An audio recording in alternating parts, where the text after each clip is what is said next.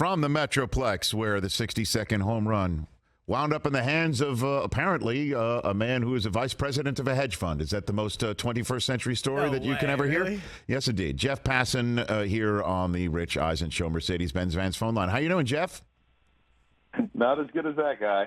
Right? I mean, is that the most 21st century story, that the baseball winds up in the hands of a vice president of a hedge fund sitting out there in left field? I mean, it's wild. I was out there last night trying to find him, trying to find the ball. You know, he went to security. I was standing outside a door, and it turns out it was in front of a completely empty room. I was standing there for like 45 minutes. It was pretty pathetic.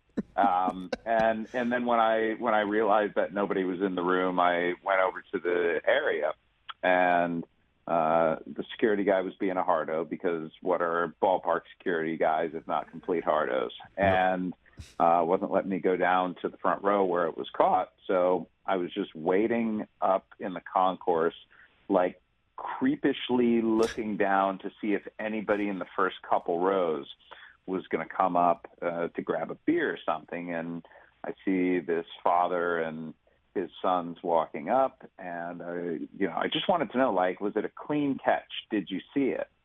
And the guy says to me, yeah, it was clean, and I thought I had it. And sometimes the journalism gods smile on you, Rich, and it was the guy who was right next to the guy who caught it. This guy was a left-hander, so he's coming in from the left side with the glove on his right hand. The other guy who caught it is a right-hander, and he's coming in from the right side with the glove on his left hand. That's it. And their gloves, if you go and zapruder the video, their gloves met. And this guy I was talking with said he thought, like, he played outfield in college, so he knows what it feels like to catch a baseball, and he felt like he had something in his glove, and then he looked into it, and there was nothing there. And it crushed him, because the other guy was wearing a Rangers hat. He was an enormous Yankees fan, and he had talked to his 13-year-old son. If we catch the ball, like, we know we're in these seats, we know we're in the right vicinity. If we catch the ball, what are we going to do? And his son had gone back and forth on it. He was giving up the idea, he was giving up the decision to his son, to a 13-year-old, and the kid said, if we can get into the clubhouse and get to meet Aaron Judge, we will give him the ball back. And Aaron Judge was that close to getting his 60-second home run ball. And instead, it's probably going to end up at an auction now. Well, I mean, Judge said after the game, hey, it's the fan souvenir. I'd love to have it, but, it is a souvenir for a fan, and that's it.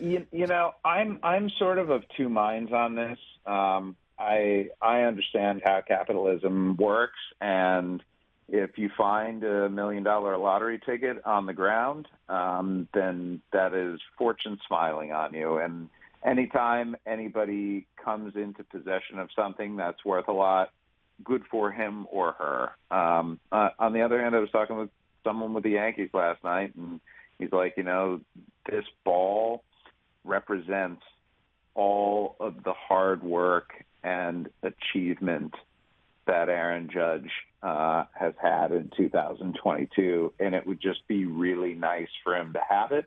And thankfully, Aaron Judge is going to be signing a $300 million contract this offseason, so I guess he can buy it if he wants. Well, how about this, Jeff? I don't know. I mean, you are one of the things that makes you so unique is you're part historian and part reporter. So has anybody ever exchanged an historic home run ball for the right to manage the player's portfolio? How about that, right? So you know what? That's actually that? Be a really good trade, Rich. I like that idea. What about that? I mean, Judge is about to hit it, and part of the reason why he's about to hit it is everything and all the toiling of the 62 home run season.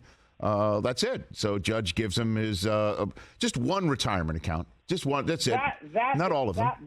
That being said, is it ever a good idea to start off a financial arrangement with somebody?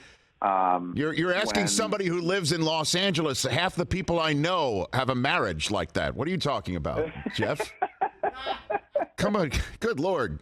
You just described half of the town we're living in. All right. It's me and my Midwestern night. What are you? You're such an idealist.